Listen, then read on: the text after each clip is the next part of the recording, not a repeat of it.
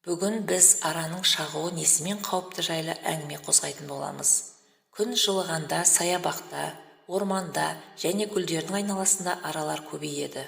Араның шағуы өлімге сирек әкелгенімен, оны елемей қоюға болмайды. Қандай жағдайда араның шағуы қауіпті болуы мүмкін және ара шаққанда не істеу керек? Араның шағуы несімен қауіпті? Аралардың табиғатқа пайдасы мол болғанымен, олардың шағуы адамға қауіпті. Адамға ара емес, оның безгегіндегі у қауіп төндіреді. Ара шағуының негізгі белгілеріне шаққан жердің күйіп ауыруы, қышу, ісіп кету, бас ауруы және бас айналуы жатады. Кей адамдар денесінде әлсіздік сезеді, жүрек соғысы жиіленеді және лимфалық түйіндер үлкейіп кетеді. Көп жағдайда адамдар ара шағуын жеңіл өткереді. Алайда, егер адамның иммунитеті әлсіз болса, аллергияға бейім болса және созылмалы ауруы бар болса, ол кей асқынуларға шалдығуы мүмкін. Ара шағып алса не істеу керек? Асқынуларды болдырмас үшін әрбір адам ара шаққанда алғашқы көмекті қалай жасау керегін білу керек. Мына реттілікті сақтаңыз. Ара шаққан жерді тексеріңіз.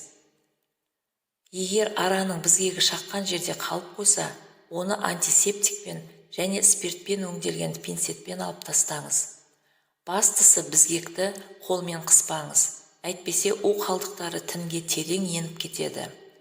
Жараны антисептикалық құралмен залалсыздандырыңыз.